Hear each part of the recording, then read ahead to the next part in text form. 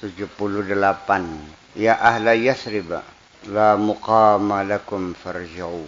Wa amma taraqqi fil ulumi wal ma'arifi fala nihayata lahu 'alal abad.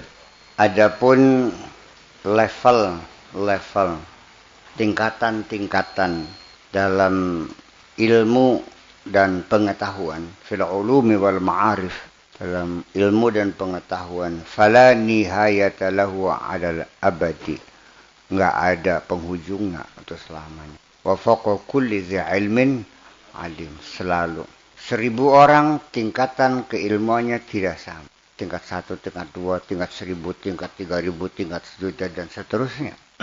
Dalam kesolehan juga sama. Dalam kemaarifatan juga sama. Semua pun kecuali pegawai negeri. Golongannya paling penghujungnya adalah 4D. Kalau kiai mah yang ada ujung pangkalnya. Dari mulai yang hanya bisa baca Quran dan ilmu tajwid saja, sampai kepada yang bisa baca kitab takrib, sampai Fathul Mu'in, sampai dan seterusnya. Fal qulubu matali'u. Hati kita ini adalah tempat keluarnya sinar. Wa masyariqu anwari tawajjuhi wal asrar matali'u. Dan tempat bersinarnya tawajjuh dan asrar itu juga ada matla'nya, ada tempat munculnya. Wa masyariqu anwari muwajahati wal musyahadati wal muayyanati. Dan tempat terbitnya penyinaran muwajahah, musyahadah, muayyanah. Berhadapan, melihat dan menyaksikan. Warruhi wasirri, ruh dan sir, qaribun ba'duha min ba'din fil martabati. Pangkatnya ya hampir berdekatan satu dengan yang lain. Falidzalika sakata syekh anil arwah. Oleh karena itulah maka syekh di sini, al-muallif, pengarang di sini, Syekh Al-Junaid di sini diam.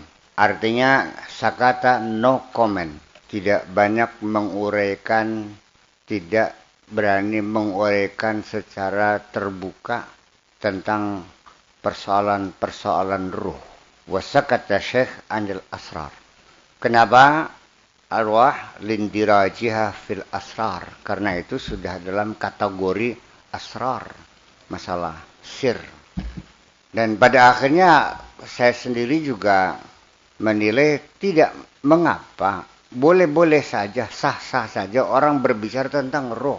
Silakan berbicara, silakan meneliti, silakan menguji coba. Saya berpengertian tidak dilarang untuk berbicara tentang ruh. Karena yas'alunaka 'anir ruh, qul ruhu min amri rabbi. Dalam Al-Quran dikatakan ketika mereka bertanya tentang ruh, katakan bahwa ruh itu adalah persoalan Tuhan. Itu bukan berarti dilarang. Artinya apapun yang akan kau lakukan, penelitian apapun, uji coba apapun, penghujungnya pasti engkau akan mengatakan I don't know anything. Itu I don't know anything. Kalau Anda bilang mengatakan I know, boleh saja I know, tapi nothing. Pada begini. I don't know anything sama I know nothing. Sama sekalipun I don't know dan I know sama. Ketika I don't know-nya anything, ketika I know-nya nothing. Artinya sama-sama tidak tahu. Dan tetap di ujungnya seperti pernah saya katakan, seperti orang berbicara tentang kelapa lah umpamanya. Orang yang pertama kali kenal kelapa akan mengatakan halus kelapa itu. Ya sudah, nggak ada masalah. Anda benar. Mengatakan peret, kasap. Ya wis, tepasnya kan. Dikupas lagi, keras seperti batu. Ya udah, benar juga. Dikupas lagi, waduh, agak berminyak-minyak. Iya deh. Oh, air katanya. Iya boleh. Lembek katanya, kentos kan? Iya deh. Dibuka lagi, ada lagi, dan seterusnya dan seterusnya. Ketika dikupas roh, ya mangga. Dikupas lagi sinar, ya. Kupas lagi anak, aku dikupas lagi cahaya. Ya akhirnya ujung-ujungnya yang nggak ada pernah selesai. Tetap saja akan pada penghujungnya Anda tidak akan mungkin akan mencapai yang paling inti dalam persoalan roh itu. Jadi artinya bahwa pada akhirnya bahwa di luar jangkauan akal manusia untuk memahami yang sebenarnya itu apa. Ya, gitu kira-kira. Oleh karena itu di sini Syekh Al-Junaid diam, artinya tidak banyak komentar lah. Ya udah, kalau masalah roh nggak dibicarakan. Walhasil kesimpulannya adalah anna nufusa wal uqula, bahwa nafsu, jiwa, wal uqul dan akal, az-zulmatu ghalibatun alaihima, kegelapan yang mengelilinginya, kegelapan yang menindihnya, artinya diselimuti oleh kegelapan yang kita juga nggak tahu. Li'annahuma kahuma, ya, nafsu dan akal, ya seperti nafsu dan akal, fil hissi, di dalam rasa, di dalam keinderaan, ya adalah ya sama itu juga. Lin himakihima, inhamaka yanhamiku, itu berod bahasa Jawanya, artinya sangat ambisius, ya sangat ya terfokus, sangat rakus, ya. Fil hissi, di dalam rasa, wa fanaihima fil ghalasi wal khanasi, dan juga kefanaan nafsu dan akal fil ghalasi wal khanasi, dalam dugaan dan perkiraan, angan-angan saja, al waswasil khannas. Falaisata matla'an li syai'in minan nur, karena nafsu dan akal bukan tempat keluarnya cahaya dalam artian apapun. Li'adami tawajjuhihima, kelebihan satu nih ya, buang aja ilahnya. Ilal karimil ghafur, kepada yang maha mulia dan maha pengampun. Karena nafsu akal memang sangat depak. Jadi kalau kita mencari Tuhan dengan akal, ya nggak bakal nyampe. Dengan nafsu apalagi. Karena akal itu hanya bisa menangkap yang ditangkap melalui panca indera. Artinya bersifat indrawi. Ya, bersifat indrawi, apa saja yang bisa dilihat, diraba, dicium, sebagainya. Termasuk udara juga, termasuk ya indrawi juga. Karena sekalipun tidak bisa dipegang, tapi kan bisa ditangkap. Dimasukkan ke dalam balon kan ada udara situ, dirasakan. Begitu ban itu diisi udara, ngambang dia kan. Berarti ada.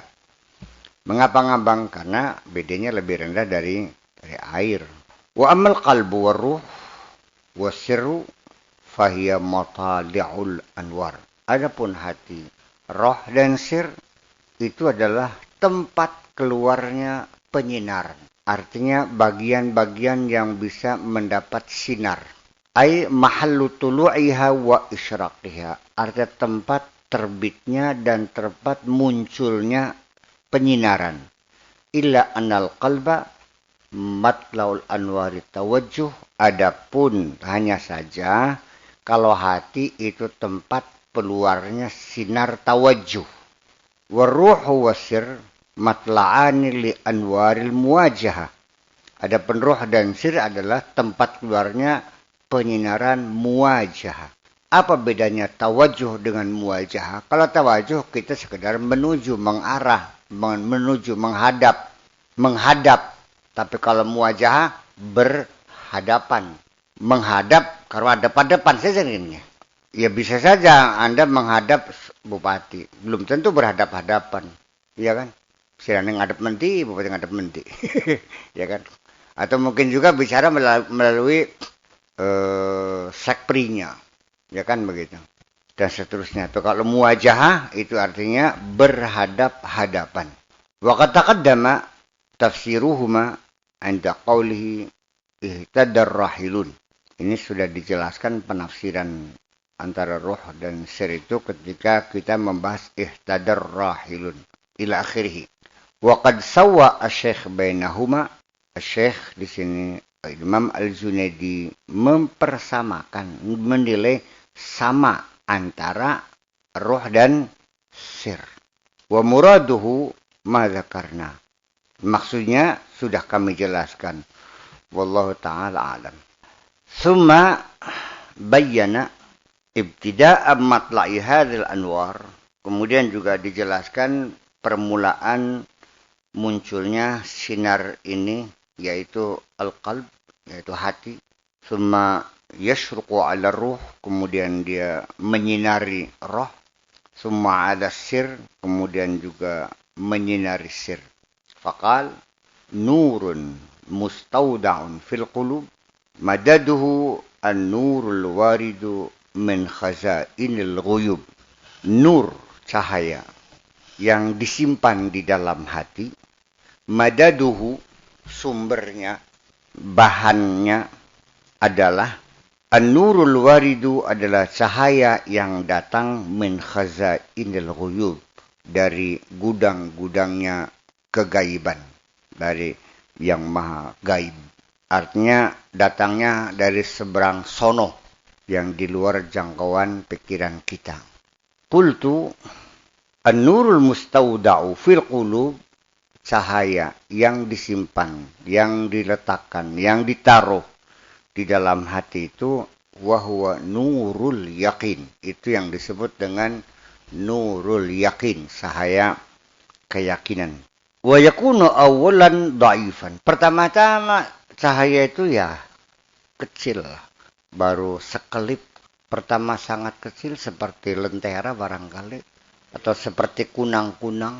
Kanurin nujum, seperti cahaya bintang, kelip-kelip awalnya. Hatta yakuna kanuril qamari, berkembang semakin besar, semakin terang, seperti cahaya bulan. Masih pudar, masih remang-remang juga bulan. Iya. Wahwa nurul Islam, yaitu disebut nurul Islam. Jadi ketika Anda sebagai muslim, ya lumayan ada sinarnya, tapi sinarnya kelip-kelip.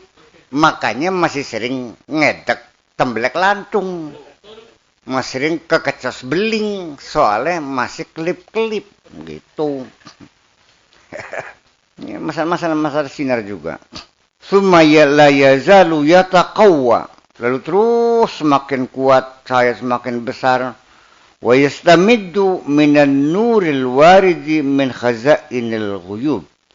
Terus ya mengambil ya, mustamiddun, artinya disuplai lah gitu, dikirim dari cahaya yang datang dari khazainul ghuyub, dari gudangnya kegaiban. Hatta yakuna kanuril qamari, sehingga besar menjadi seperti cahaya bulan remang-remang. Wahwa nurul iman, itu yang disebut dengan cahaya keimanan. Summa la yazalu yanmu bitta'ati wadzikri wassuhbati, kemudian terus bertambah besar, bertambah terang melalui ketaatan kita dan zikir kita, wassohbati, dan pergaulan kita dengan orang-orang yang benar. Sohbah, ya, kitanya ya taat, semua perintah Allah dilaksanakan, larangannya dijauhkan, kita juga banyak berzikir, plus ditambah juga bersahabat, geguru, ya kan gitu.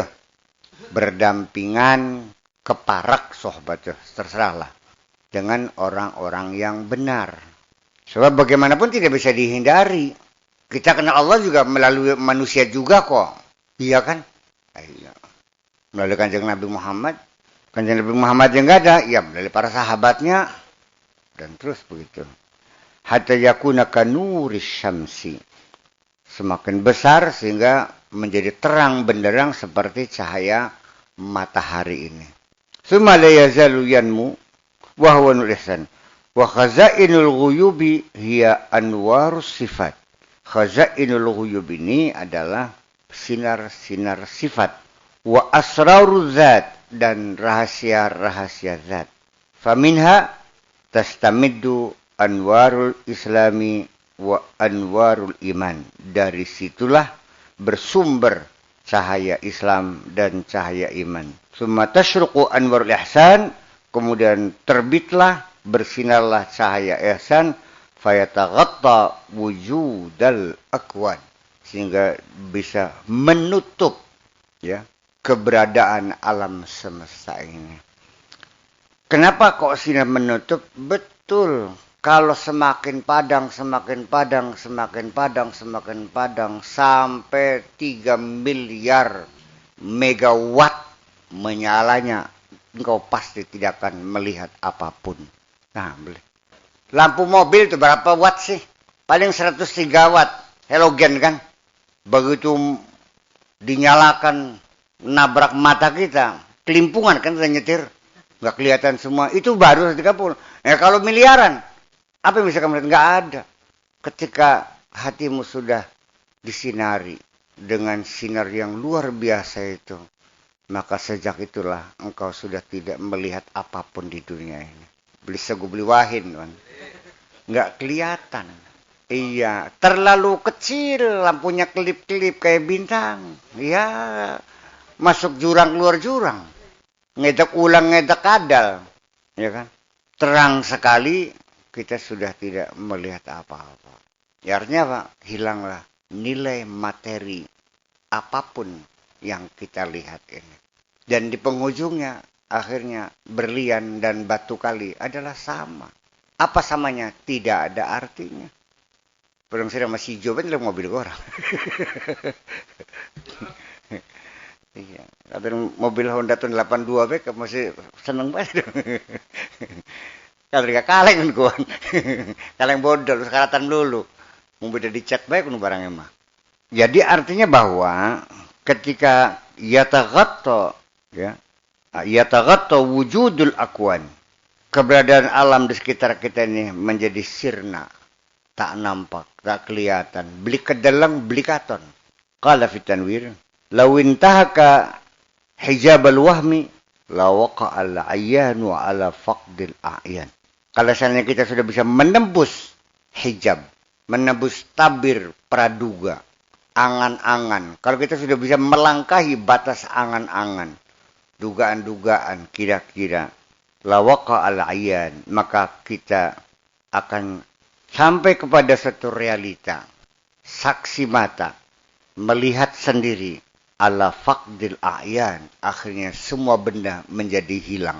Wala asyraqa nurul iqan, dan akan bersinarlah cahaya keyakinan, faghatta wujudal akwan, dan akan menutupi semua wujud yang ada di alam semesta ini.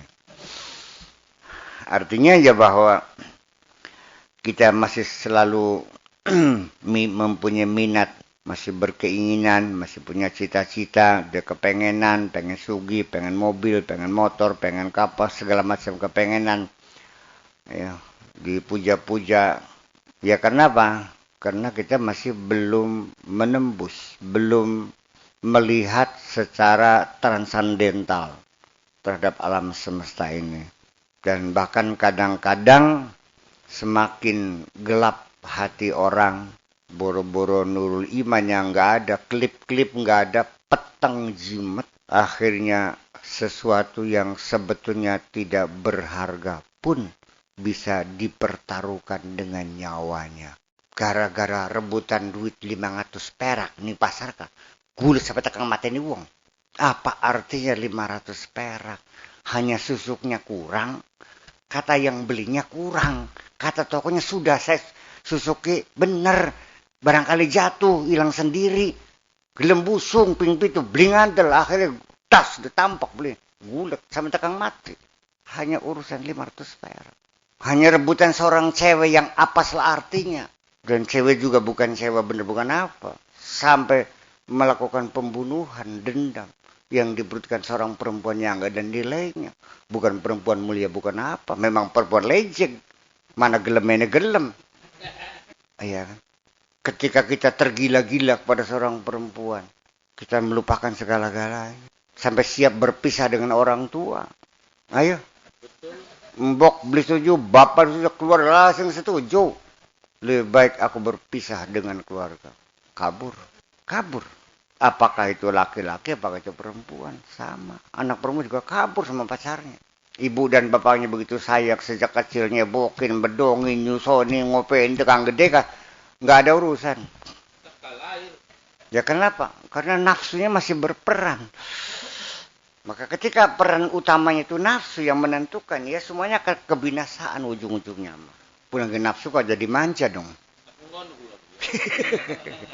Jangan dimanja, jangan selalu kita ingin memuaskan nafsu kita. Jangan selalu apa yang kata nafsu kita turutin aja.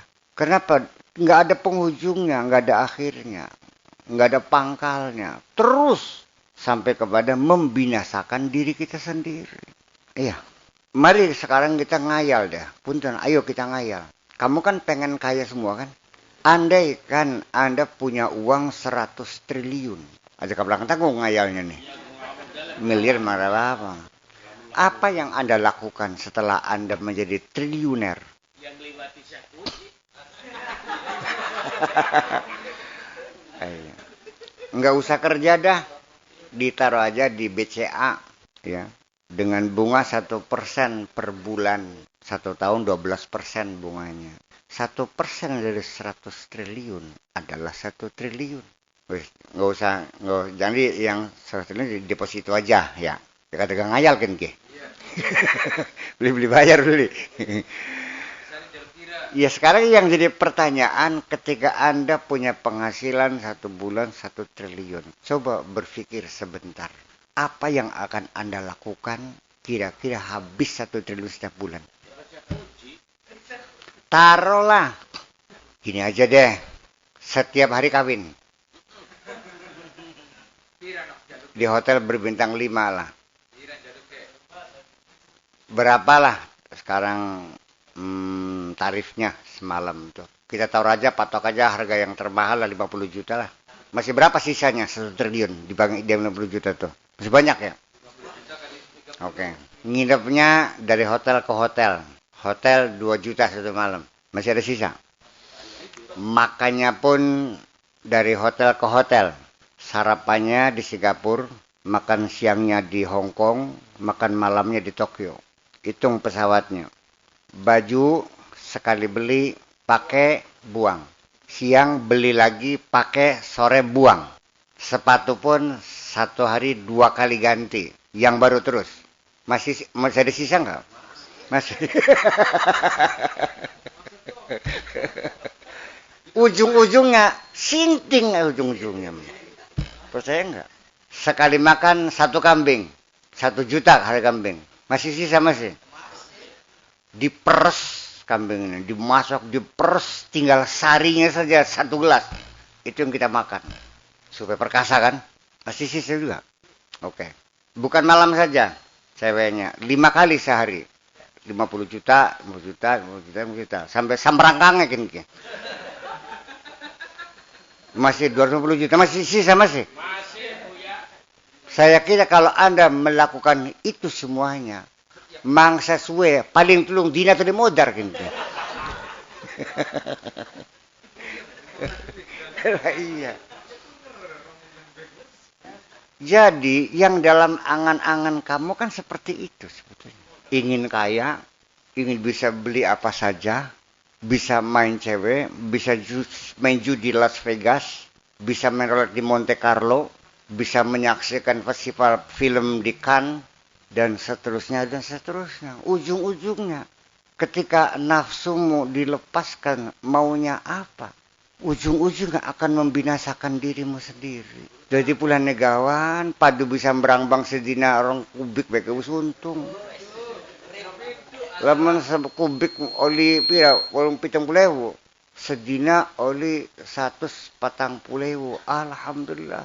Sudah cukup meriah itu. Buat makan 20.000 cukup kok. Anak masih kecil-kecil gitu. Ya apa sih makanya tempe, ayam palingnya suwi siji cukup kok. Tuli encung dibakar, kalau digecek nih sambal, murah meriah kasih kelapa. Itu kan lebih nikmat kita makan. Coba kita membatasi angan-angan kita sampai yang penting asal rumah tidak kebocoran, Yang penting asal makan kita kenyang. Yang penting asal baju kita menutup aurat kita, selesai. Saya kira pola semacam ini sudah mulai dilirik oleh orang-orang Amerika sekarang. Pola hidup sederhana itu. Malah mereka sekarang sudah menganjurkan pakar-pakar sosiologi itu yang paling enak tuh sebetulnya cara hidup sederhana. Rumah nggak usah terlalu besar. Capek ngepelnya. Taman nggak usah 2 hektar. Siapa yang menikmati? Tukang kebun yang menikmatinya. Biayanya nggak cukup $10.000 setiap bulan. Sang majikan nggak pernah menikmati bunga-bunga di taman itu. Orang lain yang menikmatinya. Majikan mah kebagian ngerang-ngerangnya bikin. Jadi kalau kita suka bunga taman, ya cobalah 4x4 saja. 4x4 meter saja di depan rumah kita tanam anggrek kayak apa. Dan kita duduk di sore hari santai dengan baca majalah sambil minum kopi dengan di samping istri kita. Sambil menatap bunga-bunga di halaman. Sudah cukup kok. Piring nggak usah 100 losin. Ya satu kodi sajalah piring. Nanti habisnya waktu buat nyuci piring aja. Baju nggak usah 3 lemari. Cukup 4 biji saja, 3 biji saja. Kita pakai satunya kita cuci lagi, gitu selesai. Hidup kita menjadi ringan, nggak ada beban. TV nggak usah yang 50 inch, yang 14 inch saja lah. Kalau kita nontonnya parah, kalau kita beli atau beli apa? Apa ada? Di samping ya di atas komodin ya, meja kecil di samping rancang itu, sambil tiduran, sambil baca koran, sambil berpelukan dengan istri, melihat TV juga enak kok. Saya kira apabila kita melepas hairan kita pada hal yang sederhana, itu ujung-ujungnya kita cepat tidur kok. Lelap tidur kita. Tapi ngayalnya ketinggian malah nggak bisa tidur. Baru ngayalnya sudah nggak bisa tidur. Apalagi pada kenyataannya Anda punya uang 100 triliun. Iya. Ya bulannya bakal ngayal sisan aja kepalang tanggung. Nah bakal wis kapok balik maning. Balik maning. Ya saya kira masih dalam kewajaran melihat ketika orang itu bercita-cita kepengen punya motor, pengen bisa ngaji setiap malam Senin, wajar. Saya doakan. Tapi ketika dia pengen punya kereta api, ya ntar dulu. Ngapain punya kereta api? Nah itulah jadi, sehingga persoalannya ketika nafsu itu kita lepas, kita manjakan, semua keinginannya kita turuti, sungguh sangat melelahkan. Lelah hati, lelah pikiran. Dan ketika mendapat kepuasan, dia meminta lebih. Meminta lebih. Ya kan? Ay baka guru mah oleh. Malah saya menganjurkan. Ya kan? Malah saya menganjurkan berguru kepada orang lain juga. Saya tidak memonopoli, silakan. Pada suatu ketika Anda lebih cenderung kepada guru yang lain, ya silakan. Yang sesuai dengan pikiran Anda, sesuai dengan selesai. Bagi saya kebenaran adalah satu. Nggak banyak kebenaran tuh. Ya saya tidak mungkin akan menghalang-halangi santri saya ketika ingin pindah mondok ke pesantren lain. Nggak mungkin dong. Iya kan? Mencari guru silahkan, saya dorong mangga. Mau ke Banten, mau ke Surabaya, mau ke Medan, silahkan barangkali. Mungkin saya sering cerita ya, para aulia itu, para syuyukh, para mursyid itu, ketika muridnya ingin pindah dan minta rekomendasi, ditunjukkan kepada Syekh Anu di sana yang lebih hebat dari saya. Jujur kok, iya kan? Ya bakal kiai-kiai syariat mah, saya izin kan. Sudah ngaji di mana? Ya STK maning mana mah? Sini kan yang sentok-tok ilmu nerangke. Kan gitu persoalannya. Sebab saya melihat ada satu keuntungan ketika seseorang itu berguru kepada banyak orang. Yaitu apa? Dia mendapat kesempatan untuk melakukan komparasi, perbandingan. Dan perbandingan itu ya keputusannya silakan. Tetapi ketika kita menilai sesuatu setelah melakukan komparasi, tentu akan mendekati objektivitas sesungguhnya. Kenapa? Karena dengan perbandingan ini kita bisa mengetahui kelebihan dan kekurangan pada setiap orang. Iya tak boleh? Ya kan? Ya lebih maning. Yang jelas mah, kita ini sebenarnya ini sinar yang ada pada diri kita ini seperti apa sih? Lihat aja pada realitanya. Ketika engkau masih suka melakukan dosa-dosa, berarti sinarnya masih kelip-kelip. Tapi kalau hanya terkadang-kadang saja kesandung, ya itu mesti seperti sinar bulan lah mendingan. Tapi kekecos mah masih kan gitu. Soalnya nggak kelihatan sih. Kalau tonggak jati mah ya kelihatan gitu. Tapi kalau paku kan nggak kelihatan di matahari. Itu berarti kekurangan kesalahan-kesalahan ataupun kekeliruan kita semakin berkurang. Tetapi kalau seandainya kita sudah sampai menempuh perjalanan yang jauh, nggak kesandung, nggak kekecos, nggak ketabrak. Kenapa? Jalannya semuanya kelihatan terang benderang. Ya kan begitu. Tetapi tetap materialisme masih melekat. Kebendaan masih melekat. Masih mencintai harta, masih memilih orang cantik, masih memilih rumah yang mewah, masih memilih makanan yang enak. Iya kan? Sampai nilai-nilai kemanusiaan pun berdasarkan materi. Semakin terang matahari, semakin gemerlapnya mobil mewah, gemerlapnya berlian, ya kan? Cantik dan gemulainya cewek-cewek di sekitar kita, itu menjadi godaan-godaan dan kita terjebak pada akhirnya. Iya. Kapan kita sudah tidak lagi memberi nilai dan tidak menghargai materi apapun? Ya ketika kita sudah tidak melihat apa-apa. Sekarang gak usah jauh lah, begitu kita masuk hutan, kita hanya makan dengan nasi sama garam saja selama 40 hari. Selama 40 hari kita terbimbing.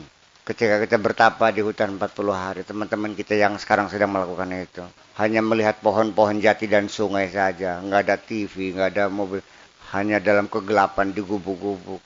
Keinginan hilang semua. Dalam sementara saja kita kondisikan seperti itu. Keinginan kaya hilang, segala macam hilang. Dan akhirnya ternyata ketika kita makan hanya nasi dan Indomie juga tidak kurang dengan makanan mewah di Hotel Mandarin kok. Kemarin saya makan, padahal datang malam, langsung dikasih makan hanya nasi sama Indomie. Alhamdulillah Indomie entok segan entok gitu. Tapi ketika di rumah nggak mungkin saya akan makan dengan Indomie aja.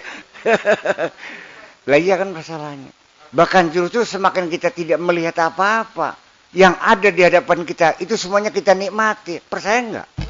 Lama sih uripan ning wong ning Irian Barat ireng kabeh doyan wong ireng siraku. Nah, justru karena itu. Yang buat kader itu karena banyak pilihan. Ya sampai tekan berkawin-kawin karena milih terus sih. milih mana? Kapan kawinnya? Yang kawin-kawin masih milih terus. Nah, saya kira kita belajar untuk membatasi angan-angan kita, membatasi hayalan kita, membatasi keinginan kita. Karena nantinya harus Anda ketahui bahwa penderitaanmu itu sebetulnya juga munculnya dari keinginan-keinginan kamu juga sih. Saya nanya deh, ketika Anda gagal jadi sarjana, kecewa nggak? Kenapa kecewa? Karena pengen jadi sarjana. Man Kadi mah pengen beli apa aja, dia nggak pernah kecewa nggak jadi sarjana. Sekarang pilu, baru selesai kan? Yang nggak jadi kuwu kecewa nggak? Siapa yang kecewa nggak jadi kuwu? Ya pengen jadi kuwu. Wawan ditawarin nggak mau, memang dia nggak jadi kuwu, kecewa nggak jadi kuwu? Ya enggak, nggak ingin nggak apa kok, disuruh.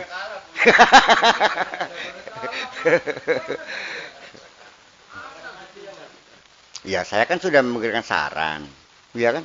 Ya kalau saya kan saran, kalau orang siapa? Ya jenggot serba beli bus kita mah, iya kan? Wa ma'alaika illal bala, hanya sekedar menyampaikan saran aja. Sebaiknya begini. Mong ya penuh ya bus mah silakan. Kalau kita ini tugasnya hanya sekedar menyampaikan saran, maka ketika Anda marah, ketika saran Anda tidak dilakukan, berarti Anda bukan memberikan saran, tapi memaksakan kehendak. Dan ini yang tidak boleh. Nabi pun tidak boleh marah ketika orang tidak percaya. Artinya apa? Ya percaya silakan, gak udah. Kederang-derang temen, kadang sing selamat sira orang. Kita kan nyuruh-nyuruh sira kon ngaji, kon belajar, kon kadang sing diterima sira, kata kita menonton. Sing seneng sira, kan nurut serag belius kita. Kecewa, enggak usah kecewa. Nah ini artinya bahwa ketika kita menyampaikan saran, ketika kita mendidik anak-anak kita, kalau kita mengamalkannya sekedar melaksanakan perintah Allah, sebagai satu kewajiban karena ini anak kita biaya, kita sekolah. Kalaupun anak itu lalu tidak lanjut sekolahnya, dia nakal, putus sekolah, main-main. Kalau Anda masih kecewa, berarti Anda bukan melaksanakan perintah Allah, tapi Anda sedang melakukan kegiatan-kegiatan ingin mencapai tujuan Anda. Karena keinginan Anda. Karena Anda punya keinginan pengen anaknya jadi sarjana. Loh, anaknya nggak pengen apa kok. Bapaknya yang pengen punya anak sarjana. Anaknya nggak pengen apa jadi sarjana. Dia pengen jadi pelukis kok. Ya artinya kan bahwa sesungguhnya kekecewaan kita itu ya jelas pasti kita kecewa karena yang kita inginkan tidak terjadi. Jadi ujung-ujungnya adalah kesimpulannya betapa bahagianya orang yang tidak punya keinginan. Ya justru karena itu. Jadi kalau orang tidak punya keinginan, kapan dia akan kecewanya? Anda ingin kaya? Tidak. Nah ketika Anda miskin, Anda tidak kecewa. Anda pengen pinter? Enggak. Ketika Anda tidak lanjut sekolahnya, kecewa enggak? Ya enggak. Anda ingin sehat? Enggak. Ketika Anda jatuh sakit, Anda enggak kecewa. Betapa bahagianya orang yang tidak punya keinginan. Di sekeliling kita, di sepanjang jalan Pantura, banyak orang-orang yang tidak punya keinginan. Pakai baju pun enggak ingin kok. Begitu bebasnya tanpa sehelai benang pun. Dengan tenang dia melangkah. Dengan langkah yang tegap. Bari petang tahang peteng-teng. Ya boleh jadi itu lebih bahagia dari kamu-kamu kok. Karena dia sudah tidak kecewa. Iya kan? Apa yang membedakan mereka dengan kamu-kamu? Kamu otaknya masih waras. Sehingga punya keinginan. Kan gitu. Mereka otaknya sudah tidak berfungsi. Sehingga sudah tidak lagi punya keinginan. Oh ya jelas. Ya tapi ya jangan pengen gila dah. Ya justru karena itu bisa enggak otak waras tapi keinginan terkendali. Itu aja kok. Dari mana bisa munculnya keinginan terkendali? Saya kira kuncinya adalah ketika kita serahkan segala urusan kepada Allah dan kita hanya siap melaksanakan apa yang diinginkan oleh Allah. Masuk akal enggak? Apa Anda punya keinginan? Ya terserah Allah aja bagaimana inginnya. Kalau inginnya Allah engkau jadi miskin, ya silakan aja, saya siap melaksanakan kok. Nggak ada urusan. Yakin anak adalah keinginan kamu juga sebetulnya. Yang kepengen punya anak pintar kan kamu. Anaknya nggak pengen pintar nggak apa kok. Dia pengen senang-senang aja. Ngapain pusing-pusing. Terus juga anakmu tidak akan bisa menyelamatkan kamu juga. Yang bisa menyelamatkan adalah amal perbuatanmu sendiri. Ya kadar anak siji di dadar mas hambah. Kadar kan.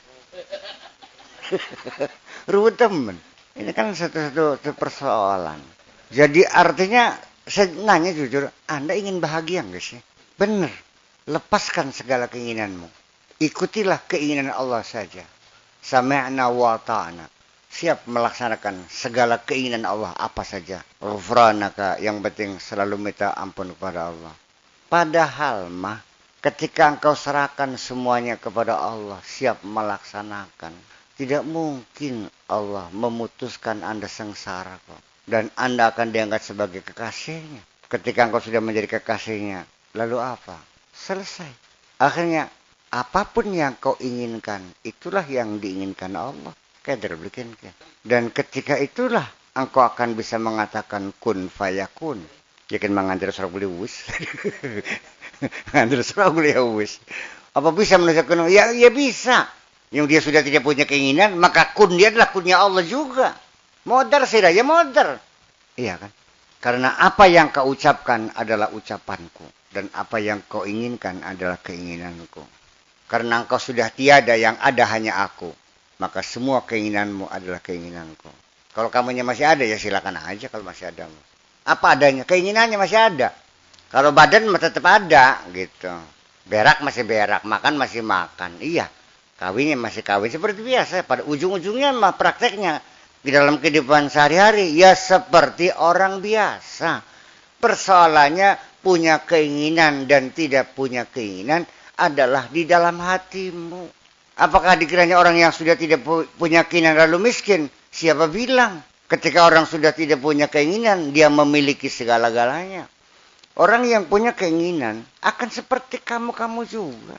Keluar masuk pasar, makan di warung, naik mobil Kopayu, turun ke mobil Kopayu.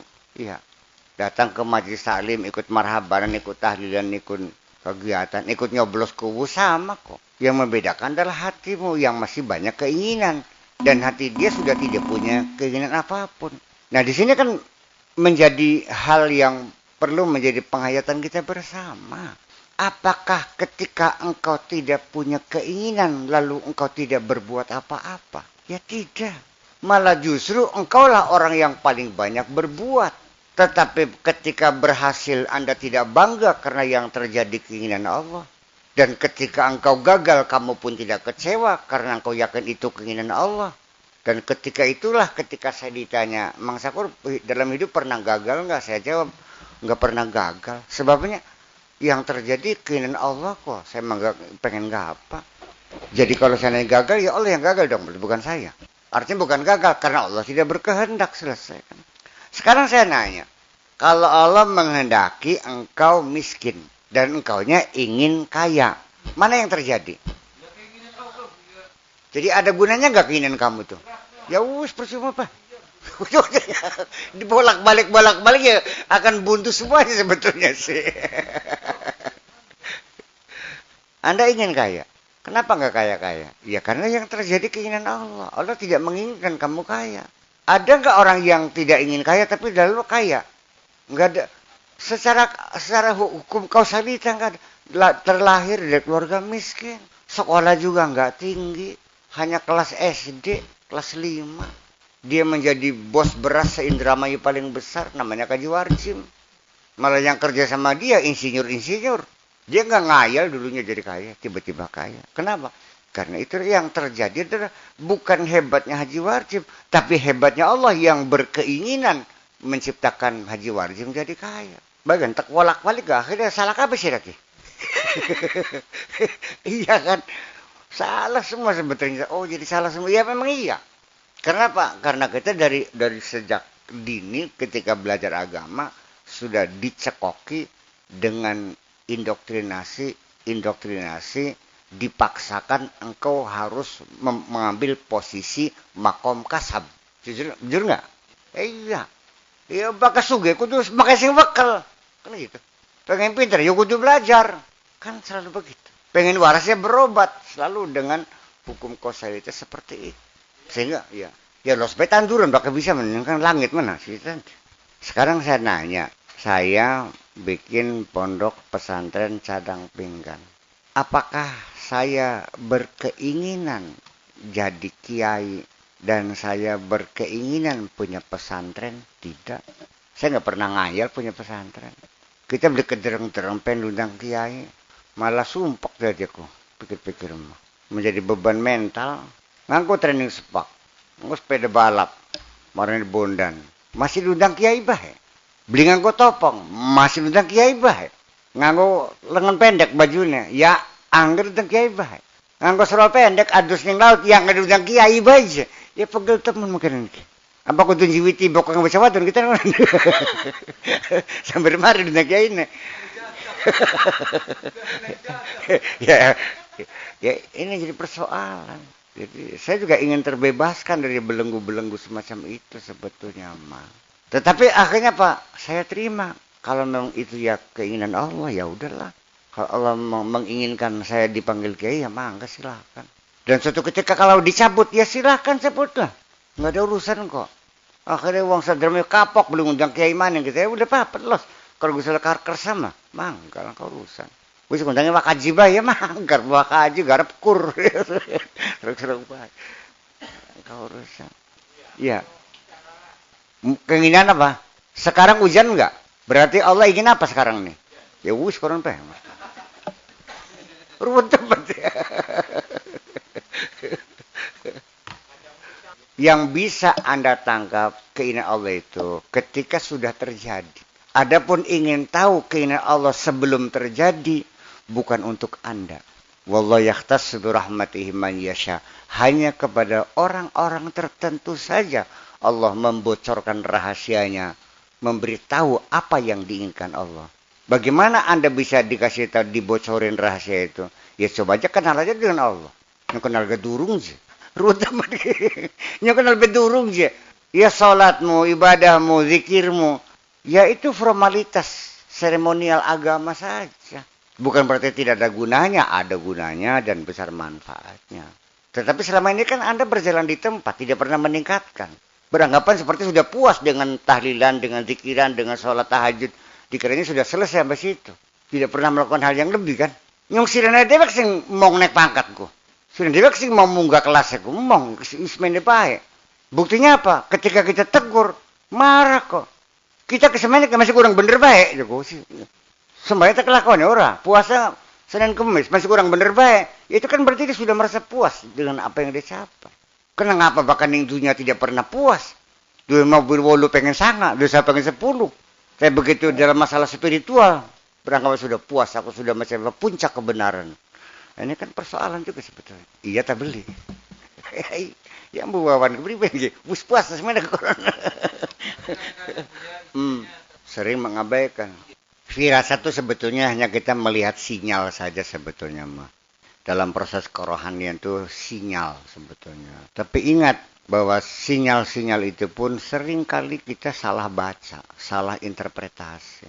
Kemarin malam Sabtu di laut, minggu yang kemarinnya itu tukang parkir biasa saya kasih 2.000, 5.000 gitu kadang-kadang. Nah Sabtu yang kemarinnya lagi itu saya melihat dia tuh bersandar di tiang gitu. Kok ngelihat dia seperti ngelamun gitu. Saya kasihan sekali melihatnya tiba-tiba itu. Akhirnya rokok uang. Saya kasihan melihat itu. Nggak tahu lah. Kasihan iba sekali. Akhirnya ambil uang 20.000. Gue lihat seket beli ketemu. Ketemunya orang 10.000. Kakak kita si ngomong gawa duitnya salah. Orang ya nyamang untuk beras. Melas. Nah begitu Sabtu kemarin dikabarkan meninggal. Ini artinya bahwa sinyal yang saya tangkap tidak bisa saya interpretasikan. Salah baca gitu, salah duga. Lamun paham, garapan modal kan gitu. Iya. Seperti juga pernah saya ceritakan bahwa suatu ketika saya naik mobil Kopaja, mikrolet, kijang yang pakai terpal di yang duduknya juga berhadapan-hadapan dengan jok kayu tuh biasanya. Iya, Kopaju apa namanya? Oh, mikrolet, kijang yang mikrolet. Saya duduk di paling belakang sehingga kaki kiri saya ada di luar kan gitu. Kalau udah mepet sih, di belakang saya ada mobil kijang putih. Tabrakan mobil itu. Mobilnya mau tabrakan. Ya udah saya tenang-tenang saja. Nggak tanya Pak, nabrak mobil yang saya tunggang itu. Artinya kan membatasinya nggak jelas. Mobil tuh mau nabrak mobil kamu kan gitu. Pengertiannya mobil itu mau tabrakan. Ya berarti kan nggak jelas. Dan sering sekali kan kita sampai sekarang masih bodoh juga kok. Masih bodoh kan dari mana apa bodoh kayak masih salah baca gitu, paham nggak? Ya, banyak sekali sering kali kita salah baca dari isyarat-isyarat sinyal-sinyal yang Allah berikan kepada kita ya karena kitanya dalam masih bergelimang dengan dosa ya. Dari mulai babar pisan beli katon sampai katon gak samar-samar barangnya makin gak. Ya tetapi kalau kita tiap hari berzikir aja di hutan, akhirnya kita kan nggak bisa kerja juga akhirnya ya. Mana ya udah Allah mengendaki seperti ini ya udahlah. Kita kembali ke masyarakat dengan segala dosanya, ya cangkem yang ngerasani wong, ya macam-macam lah. Lambe abang ya katon segala macam ya itulah resikonya. Jadi saya kira ya dalam kehidupan itu dinamika seperti itulah. Nggak usah curiga, nggak usah was. Nggak usah curiga lah. Pasti kamu akan salah. Pasti akan salah. Jadi yang penting mah sadar kamu kau selalu salah. Dan yang sering-seringlah minta ampun kepada Allah. Selesai itu aja kok. Memang iya. Dari mulai kecil-kecil kan. Ditanya, bukan tanya orang tua. Nanang kok gue bakal gede. Pengen jadi apa? Sehingga cilik mula kan gue jadi bapaknya kak. Pengen jadi pilot. Kemudian kakaknya sendiri bapak. Pengen jadi pramugari. Segala macam itu sudah ditanamkan. Karena memang proses pendidikan memang seperti itu, mendorong anak itu berbuat, rajin sekolah. Kalau kita berhasil menanamkan kepada anak kita cita-cita, dia kepengen jadi dokter dan cita itu betul-betul tumbuh dari dirinya, enak orang tua tuh. tinggal tuturi handayani aja. Yang susah kan ketika anak-anak itu nggak punya keinginan, nggak punya cita-cita. Dalam proses pendidikan, cita-cita dan keinginan itu perlu dibangun. Yakin mah kita ngomong dabok kan gitu, nggak buat sangat dibeli. Kita kan ngobrol kalau mau sing kaplak. Ya seumur wawan lah, sebesar dure, itu Salim. Ya bakal baca silingnya beli. Tetap saya juga akan mengajar anak-anak saya untuk membangun cita-cita pada dirinya sehingga kita kan enak. Ya kalau anak nggak punya keinginan gimana? Ini dalam proses duniawi, memang dalam proses pendidikan seperti itu. Saya nggak keberatan ketika ada anak-anak kepengen jadi mubalig. Ya wes mangga lah belajar pidato, tak guru ke caranya pidato kan beli. Dalam proses pengen jadi apa presiden, ya mangga silakan. Kalau presiden ya untuk yang bener. Masa presiden ijazah SMA? Ya paling aku tuh persitas orang. Ya beli pantas masa presiden ijazah SMA. Beli tutup bisa nih SMA. Aduh, ya kader teman. Barang sing bangsa Indonesia kan profesor dokter pirang-pirang ewu. Ya berarti iya kan. Ya sekolah yang tinggi. Ya kan pantas kalau presiden kan titelnya profesor dokter kan pantas. Masa titelnya S lilin. Nah itu. Ya, ketika pengen orang pinter, ya dia pasti rajin. Dia kan datang lagi, beli buku, ayo. Kadang-kadang kita kewalahan ngasih bukunya nih. Udah habis baca, beli yang baru lagi. Nah itulah satu hal yang perlu kita tanamkan bahwa cita-cita sendiri juga akan mendorong orang untuk berbuat. Sebab kalau orang nggak ada cita-citanya secara syariat, dia tidak berbuat secara syariat nih. Karena pengen makan, ya dia keluar dong cari makan. Dia pengen kawin, ya dandan sing bagus, kalau sing bagus ya, dia gulat ya boleh, yang organ tunggal, yang panggung segala macam. Nyari dari masjid ke masjid, musola ke musola, masjid alim, ayo milih.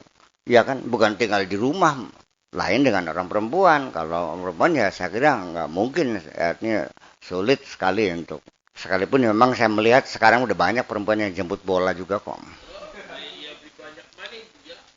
Ya enggak, banyak mah belum lah ada jemput bola. Ya artinya sampai nginep-nginep di rumah cowoknya gitu kan ya ada sih gitu. Tapi ya enggak banyak ada. Ya bandingannya kan masa 1001 dibilangnya banyak ya enggak dong, maksudnya ada. Ya kan itu kan terjerumus. Nah anak-anak yang terjerumus seperti itu apa? Ya anak-anak yang nggak punya cita-cita, nggak jelas. Kayak pedet ke gawang garu. Ngulon, melu ngulon. Ngeten melu nget. Baca pada sekolah, melu sekolah. Cita-cita nggak ada. Di tengah perjalanan ada badai, ya hanyut ya selesai. Makanya jadi di pertanyaan tentang bahwa kenapa kita ini berkeinginan. Ya memang kita dari kecil diindoktrinasi untuk berkeinginan. Nah setelah kita mencapai tingkat kedewasaan, setelah usia kita sudah lanjut, setelah kita belajar spiritual, ya polanya dirubah dong. Iya, demikian pula imbalan-imbalan. Dalam agama dari kecil kita dengan pahala-pahala, ganjaran-ganjaran yang sah-sah saja untuk mendorong anak itu rajin beribadah, kan begitu tuh persoalannya. Iya, supaya anak itu nurut, sekolahnya rajin, dikasih uang. Kalau ngasih uang dia mogok sekolahnya, ya udah kita kasih aja lah, nggak ada masalah kok. Masa sampai kaplak masih jaluk buruan bah, sudah makanya. Iya. Masa jenggotnya putih masih sembayang masih pengen dibayar baik. Iya. Sekarang Anda kuliah, lalu minta dibayar, bakal dibayar kuliah, bakal beli embong. Ya selesai kuliah mana beli apa? Ya sudah. Disitulah artinya bahwa proses pendidikan pun berbeda untuk anak-anak kecil berbeda, untuk anak masa puber juga berbeda. Untuk orang yang sudah tua dan dewasa seperti kamu-kamu ini kayaknya masa saya harus ngiming-imingi pahala dan pahala ganjaran iming-iming seperti anak SD aja. Kalau adus kan jelek duit, bakal beli adus. Si priben mana? Mang ewo, bakal bayar adus kalau dia beli. Ya wong tuh mangalah payawisnya mang ewo adus. Lah iya. Nah itu. Jadi memang pendidikan keagamaan sendiri, pendidikan spiritual, mas agama. Ya saya kira juga likuli makamin makal ya. Pada tingkatan tertentu juga ya ngomongnya lain. Setiap makam ya makalnya berbeda. Kemudian juga tentang level dan kriteria ketika kita bicara di petani-petani, buruh tani Ya jangan disamakan ketika kita bicara dengan pejabat tinggi dong. Ngomong aja berbeda kok. Ngomong sama laki-laki ya beda dengan ketika ngomong dengan perempuan. Masa ngomong perempuan sama dengan laki-laki yang nggak bisa dong, harus dibedakan. Ngomong sama anak kecil sama orang tua ya lain. Saya kira begitulah kira-kira. Maka ketika kita melihat dalam Al-Quran sering kali ya antara satu ayat dengan ayat yang lain sepertinya seperti apa bertentangan. Ya kan begitu. Nah itu kan kamunya kelas berapa? Oh ayat ini mau untuk kelas SD yang masih menceritakan bidadari, menceritakan sorga, itu untuk kelas SD. Barang serius persitas masih ribut. Ya tapi, ya iya, makanya tapi saya pesan para mubalik ini jangan terlalu banyak cerita pahala dong. Kayak Pangeran Basir mah. Bagi-bagi ganjaran. Ya iya. Tapi ketika kita bicara di hadapan para buruh tani, ya orang-orang kalangan masyarakat bawah, yang gak ada masalah lah. Ya, sebagai bunga-bunga masalah sorga boleh. Tanbihul ghafilin ya boleh. Apa namanya irsyadul ibad ya boleh. Tapi kalau bicaranya di DKI, di hadapan gubernur DKI ya jangan pakai tanbihul ghafilin dong. Persalatan. Persalatan. Ya itulah jadi jadi lebih banyak faktor-faktor atau unsur-unsur rasionalisasi lebih banyak kita kemukakan sehingga mereka meyakini kebenaran agama secara rasional. Tapi kalau sudah makamnya para sufi, para aulia, ya sudah nggak bisa ngomong apa-apa, paling-paling diem aja. Silakan aja tanya mereka, jawabnya nggak tahu. Ini gimana? Duka, terang, ikannya, betul nuning, ikan semua. Tapi pribadi, saya punya resep apa kan? Selesai. Dia beli ngomong apa sih? Yang barang jelas kabeh jam mesti takon bae. Iya kan. Sampai akhirnya komunikasinya ya sudah tidak menggunakan bahasa lagi. Apa dikiranya kamu berkomunikasi dengan Allah menggunakan bahasa? Enggak kok. Ketika Allah bicara sama kamu apa dengan bahasa? Enggak. Ada hurufnya yang enggak ada dong. Tetap bila sautin wala harfin juga. Tapi kamu paham enggak? Paham.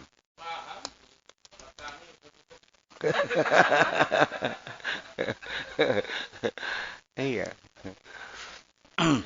Jadi ini adalah persoalan-persoalan kehidupan yang sesungguhnya kalau Anda sadar sebetulnya, Anda terlibat atau tidak terlibat, punya keinginan atau tidak punya keinginan, nggak ada urusan. Alam semesta berjalan otomatically. Beli sego beli wahin.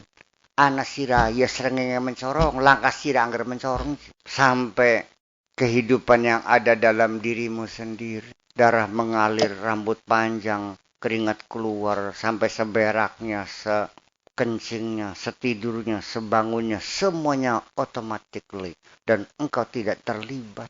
Apa Anda pernah melibatkan diri untuk memutar darah dalam tubuh Anda? Apakah Anda punya peran penting untuk memanjangkan rambut kepala? Melu ngurus saya juga membuti kelek bulu kelek. Sudah automatically bahwa rambut alismu sampai sekian senti akan berhenti sendiri. Nggak usah dipotongin. Ya segitu juga panjangnya, nggak akan lebih. Baka alis malah rontok ke. Baka jembut mana rontok kan kah? Kalau alis mah nggak ada. Bulu kelek ya panjangnya ya paling 5 senti. Setelah itu berhenti. Dan dia akan tumbuh sendiri. Bayangkan. Ketika Anda, keinginan Anda ingin terlibat dalam mengatur kehidupan Anda, nggak usah seluruh kehidupanmu. Dalam persoalan memanjangkan rambut, silahkan panjangkan sendiri.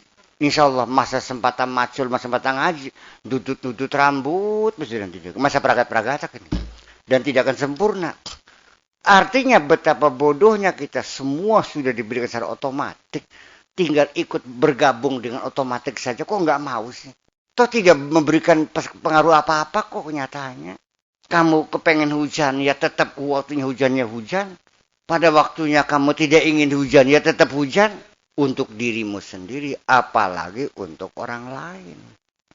Jadi ujungnya yang paling membahayakan adalah ujung-ujungnya. Dari bicara kita memutar-mutar ini, ujung-ujungnya adalah yang saya khawatirkan. Ketika persepsi manusia tentang Tuhan adalah sesuatu yang bisa diatur oleh kamu. Dan Tuhanmu nurut saja apa kemauanmu. Jadi yang jadi Tuhan siapa? Jangan-jangan Tuhanmu itulah makhlukmu dan engkau yang jadi Tuhan. Nurut aja kok. Dan ini terjadi satu persimpangan yang sangat berbahaya ketika orang mengatakan sesungguhnya Allah tidak akan merubah nasib suatu bangsa, kecuali bangsa itu merubah nasibnya sendiri. Berarti Allah tidak berperan apa-apa yang menentukan bangsa. Allah mah ikut aja. Talkin. Ya terserah aja mau nanya mau enggak. Kalau masalah malaikat nanya mau terserah nanya, mau nanya silakan enggak silakan. Cuma yang penting berani enggak dia nanya. Malaikat itu disuruh membantu manusia. Kongkon ngersaya manusia. Idh qala rabbuka lil malaikati isjudu li adama fasajadu. Bukan suruh sujud menyembah manusia, bukan. Sujud itu tunduk, membantu, ngeropeya, ngobeng, ngerewangi. Ketika manusia itu adalah hamba Allah yang mulia, kekasih Allah, saya nanya, apa berani malaikat nanya? Sudah mana? Apa itu? Melenik. Sumur asap. Garap melenip, garap nyupang, garap ngetek, garap ngecek. Bakal kita mah iwang kudu ngecek, kudu cakcik, kudu ngetek ker. Iwang juta pangan. Jadi artinya bahwa keterlibatan makhluk-makhluk Allah yang sebangsa jin, sebangsa iblis, itu juga mereka punya peran juga ikut serta dalam kehidupan ini. Itu juga mereka bagian dari kita juga. Tapi harus kita ketahui bahwa manusia adalah inti daripada wujud alam ini. Laqad khalaqnal insana fi ahsani taqwim. Wa laqad karramna bani Adam. Laulaka Muhammad ma khalaqtul aflaq. Jadi kita intinya. Karena kita ini adalah bukan sembarang makhluk. Kita ini khalifah. Diturunkan ke bumi sebagai wakil Allah. Iya. Karena malaikat jin bukan sebagai wakil Allah. Bukan. Apa ini jin gorong-gorong? Ya iya kan. Kalau kitanya ini tahu diri. Orang kan, kenapa sih sebenarnya orang jadi nggak paham? Karena nggak tahu diri. Perlu banget tukang buru macul. Kondangan dengan deg-deg ini ngarep nih kursi ini ngarep ngojok lah, sing mebel kan. Jadi usir majikannya. Duduk kan gurih kan mang, anggota terhormat. Kenapa kita belum duduk? Karena pada menusan. Iya, bagian pada menusan agak pangkat sejen. Daripada kita diusir, ya duduk di belakang aja dulu masih mending nggak. Duduk ning guri di kongkon yang ngarep nih bagus ngarep di kongkon yang guri mah. Ya kan begitu persoalan. Jadi persoalan apakah klinik, apakah nyupang kajiban sumur di yang semua asin kok sini bisa asrap. Ya itu sih secara alamiah saja bisa kita tafsirkan. Kenapa di situ tidak dingin? Ya karena sumber air yang ada di sekitar kita di desa kita itu semuanya sudah kerembesan air laut. Jadi semuanya asin. Hanya di daerah itu karena pas itu kita bikin sumur itu di tengah-tengah cadas yang bisa menyaring air yang payau itu menjadi air yang tawar. Karena ada kandungan zeolitnya, ada kandungan arangnya, sehingga air yang kita gali itu menjadi tawar. Karena apa? Sudah tersaring dengan sempurna melalui proses alam. Bukan hal yang aneh. Adapun ketika dia sebelum bikin sumur itu puasa 40 hari, ya itu secara formalitas memang ya bisa-bisa saja. Allah mengabulkan kan. Akhirnya dikasih petunjuk oleh Allah supaya menggalinya di situ. Bukan satu hal yang aneh. Sing puasa bertahun-tahun beli sumur ya pirang-pirang. Anda tahu berapa tahun saya cari sumur dengan Sanawi dan Pak Haji Sabiri? 4 tahun siang malam gali sumur sini. Nggak ketemu. Nggak ada sumber. Ya. Allah membuka jalan gampang kok. Menggerakkan hatinya General Manager Pertamina datang. Apa yang bisa saya bantu Pak Kiai? Apa yang bisa saya bantu? Pak, yang jadi masalah air. Ya udah silakan bikin sumur. Nanti dibayar Pertamina. Ya kan gitu. Ambil orang Cibereng. Ya ikut jelap bual maning. Bikin 4 sumur jelap bual maning. Gampangan temen. Kita patang tuh kada kedukun banyak. Ya kaliganya dia pun pas sumurnya pada sumber. Ya itulah namanya keajaiban terjadi. Allah yang berkehendak, ada urusan. Orang Siberengnya digerakkan Allah sebelah situ. Kan aja ya usrah. Dan alhamdulillah sampai 8 tahun kita itu nggak pernah kekeringan. Sumber yang lain nggak ada. Cumanya masih agak payung. Nah itu. Jadi apa? Ya itulah namanya kebaikan Allah. Saya melihatnya Allah yang ngasih kok. Hanya melalui Pertamina. Kalau melalui orang Cina boleh nggak? Nggak ada urusan saya mah. Kalau berkehendak nggak ada urusan kok. Kalau syariat kan akan mempertanyakan. Sekalipun itu saya bersyukur kepada Allah dan itu pemberian Allah, dikasih air oleh Allah. Secara kehidupan di dunia, saya juga harus tunduk dong secara syariat. Harus menyampaikan terima kasih kepada Pertamina. Harus menghargai jasa Pertamina. Sehingga sumur-sumur yang jadi kita bikin bangunannya atas bantuan dari Pertamina UP6. Saya tulis supaya mereka merasa bangga bahwa bantuan mereka tepat sasaran. Kan begitu. Jangan salah paham. Saya berterima kasih pada Allah secara syariat ya. Saya undang general manajernya, bupati ke sini, ya nyicipin banyu sumur banyu Pertamina. Kan begitu kita adakan terima kasih. Ya begitulah kira-kira. Pada akhirnya mah, ya sudah. Saya melihat pandangan yang sangat elegan akhirnya. Ya sudah kita menerima padanya, memaklumi. Wong tukang macul kayak Man Kadim, ya sudah saya merasakan betapa hebatnya dia.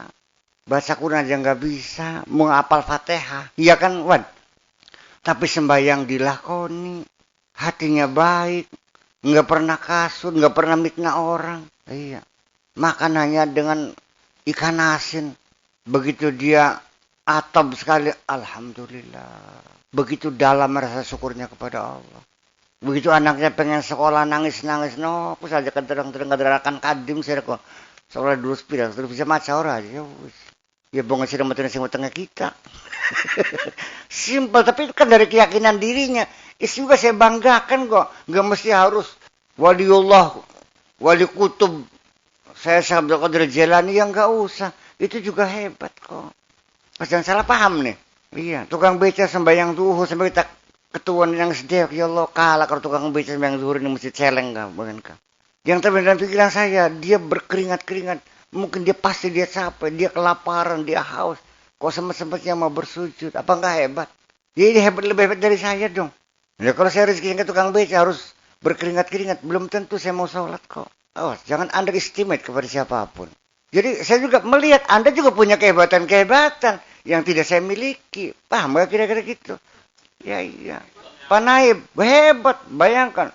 Tiap hari menghalalkan yang haram. Bayangkan. Berapa banyak orang yang tadinya haram menjadi halal. Iya. Kirasa. Juga hebat. Banyak kelebihannya. Iya banyak yang tidak saya miliki. Gimana lagi? Jadi artinya begini. Likuli syai'in maziyah. Semua punya istimewaan kok. Berlian karena waktu kali. Ya berlian ada keistimewanya, batu kali juga keistimewanya. Lama-lama batu kali langkah dermaga ngerti bisa aku. Dia kutu batu kali harus dermaga mah. Ya iya, jadi semuanya ada manfaatnya. Jadi oleh karena itu nggak usah berkecil hati. Apa yang Anda terima dari Allah, tinggal disyukuri saja. Manfaatkan sebisa-bisa, selesai kok. Kalau nggak bisa laporan, Allah nggak bisa. Selesai nggak bakal dihukum. Kalau nggak bisa mau apa? Mau dipaksa? Allah nggak maksa kok. Allah juga punya kira-kira. Kalau kamu nggak mampu nggak bakal disuruh. Zira beli bisa maca kita fatul mu'in. Ya sudah nggak ada masalah. Pesolatan begitu cukup orang. Sing penting manglakan aneh sih. Ya bagaimana maca fatul mu'in, bagaimana masih beler ya percuma. Itu. Sampai kepada yang tidak baca tulis apapun pesan nggak bisa. Ya udah pala-palan aja. Iya kan? Mau Fatihah baik, surat Allah ngasih ngapal, dia harus baca kulhu baik. Jadi duhur ya kulhu, asar kulhu, mari kulhu. Pahalanya, nggak usah cerita pahala. Pokoknya pasti dibayar adil, selesai. Dan belum tentu kiai lebih besar daripada tukang beca. Ketika tukang beca, ketika melaksanakan sholat dengan segala susah payah. Iya kan? Ya iya. Dan ujung-ujungnya mah, nggak usah banyak keinginan. Ikut sajalah apa yang diinginkan oleh Allah. Selesai. Yang terjadi itulah yang diinginkan oleh Allah. Ketika engkau menanam padi dan tidak jadi kena wereng, ya sudah selesai, nggak usah marah dong. Masa tiap hari marahin Allah terus? Udan baik, udan takut disewoti maning. Di udan-udan disewoti maning. Engkau udan kau beli, sewoti maning, titip ribin. Disitulah artinya bahwa sikap kepasrahan kita kepada Allah. Lepaskan segala keinginan kita. Biarkan Allah yang berkeinginan. Anta turid wa ana urid. Wallahu fa'alul lima yurid. Sira duwe karep. Kita duwe karep. Gusti Allah sekarepe dhewek sih. Maunya apa? Bisa dihalangi? Nggak bisa. Apa yang Allah kehendaki pasti terjadi. Apa yang kita kehendaki tidak memberi bekas apapun. Yang terjadi pasti itu keinginan Allah. Jadi saya nanya, ada gunanya nggak berkeinginan tuh? Ya nggak ada. Pada tahapan hakikat nggak ada. Ketika anak suruh rajin belajar, ya harus kita tanamkan keinginan. Itu proses. Namanya. Setelah kita masuk ke dalam wilayah hakikat, ya nggak ada artinya apa-apa. Kalau secara syariat, ya perlu keinginan dong. Ya kalau andanya nggak mau naik pangkat, ya udah silakan di syariat aja. Kelas SD baik, mau jam SMP mah, ya udah apa-apa. Lumayan, timbang beli sekolah. Ujung-ujungnya mah.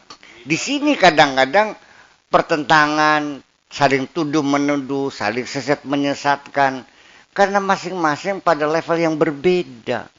Sing syariat, ya nyala kena wong hakikat, ya. Tapi orang yang sudah sampai hakikat tidak pernah menyalahkan orang yang masih dalam tahapan syariat. Ya wis, semoga lumayan. Ya wiridan, tapi ya masih maksiat bayar lumayan. Mudak leban beli wiridan, tambah kepisan masih ate. Bayang jadi masih ngelacur bayar lumayan, lama beli sembahyang kah, ya enggak dina bapak. Kan gara-gara sembahyang dari seminggu sepisan bayar, lumayan. Walau bagaimanapun juga sholat tetap masih efektif mencegah kita berbuat jahat kok. Tetap efektif. Jangan bilang bahwa sholat tidak ada gunanya dan percuma. Jangan bilang sholat tidak, itu sholat kamu percuma karena kamu masih maksiat. Masih efektif. Ya, karena masih sholat, ya korupsi ya 1.000, belum di sholat kayak miliaran. Si miliaran sebenarnya, ya untung sholat, bakal belikan triliun. Ya semua negara masih sholat, 1 triliun. Belum beli sholat, ya 100 triliun sih dikorup. Itulah bahasa kita memastikan bahwa inna sholata tanha 'anil fahsya'i wal munkar. Inna sholata tanha 'anil fahsya'i wal munkar tidak mesti harus ini kita sholat, harus ini kita benar. Dan juga bisa besok benernya, iya kan? Gara-gara dia sholat, artinya korupsinya terbongkar, akhirnya di penjara, akhirnya bertobat. Mending beli. Iya kan? Ya, jadi proses semacam itu harus kita sadari semuanya. Dan di penghujungnya adalah, sekarang daripada kita jauh-jauh berpikir, sekarang persoalan sinar. Sinar yang di dalam dirimu masih kelip-kelip. Bagaimana supaya mencorong. Bagaimana supaya terang. Saya kira nanti prosesnya adalah, pertama kita syukuri dulu yang klip-klipnya. Alhamdulillah jadi Islam saudaraku. Muslim itu saudaraku. Wis lumayan anak klip-klip pakai ini. Melakukannya grimit itu lah. Ya, selangkah, setindak. Ya lumayan klip-klip daripada nggak ada. Supaya besar gimana? Yang ada dipelihara aja dulu. Dibungkus yang rapi. Ya kan begitu. Ditaruh di pojok, tutupan kalau kok bukan kena angin kan, bukan mati orang.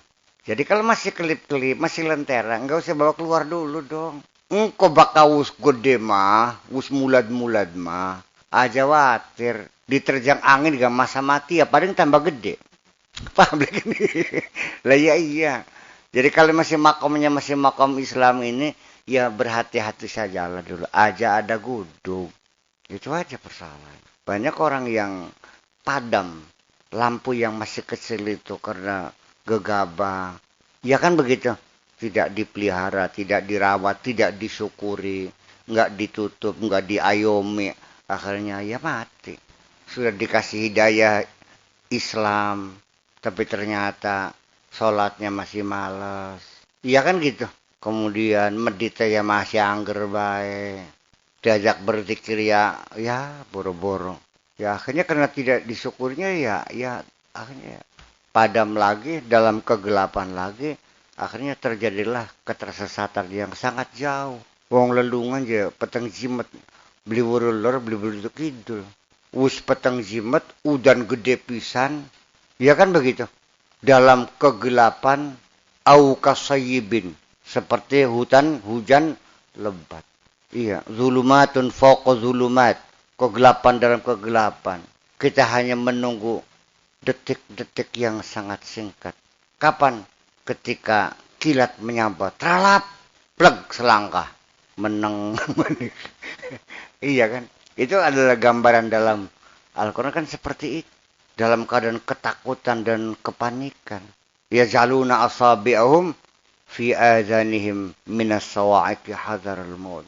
Dalam keadaan panik. Ya. Akhirnya itu apa? Itu namanya stres.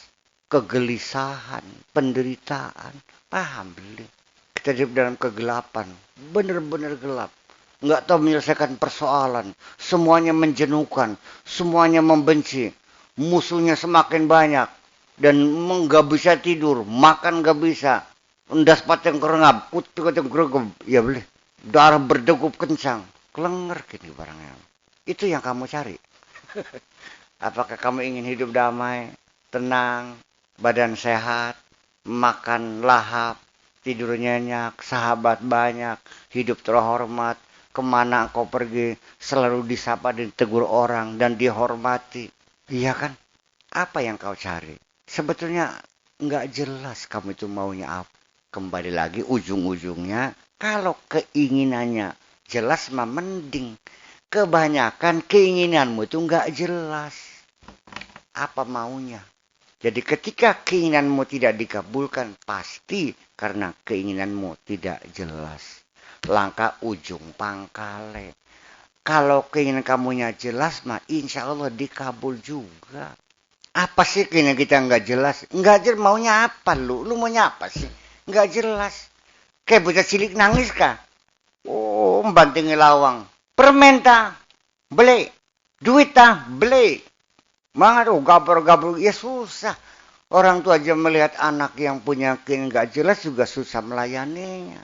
Dan kamu juga ketika menyampaikan keinginan kepada Allah, nggak jelas lu maunya apa. Lalu bagaimana Allah mengabulkannya? Di PU dan baik emong. Hanya saja popok teles kabel beli garing-garing, gabat cukul maning, nyewot baik. Jagat kiamat ke jagat gitu makanya ya itu setap budane. Panas semua masalah kiamat akan disewot di mana Gusti Allah? Ya wis. Ya sajina udan sajina beli, sajina udan sajina terus. Iki jagat leglog teman sih. Maunya apa? Enggak jelas. Bener enggak jelas. Termasuk kamu yang berpura-pura ingin mesejahterakan masyarakat. Boro-boro masyarakat, anak tangga bisa makaya bisa turun sih. Boro-boro ngasih makan masyarakat, tangga yang baru tahun ini bisa makan, warungnya laris. Kenapa kamu ke Penguragan cari batu? Kayak beli ruwet manusia ke barangnya makan ke. Iya. Nah, saya kira kesimpulannya bisa enggak belajar untuk melepaskan keinginan diri kita. Mari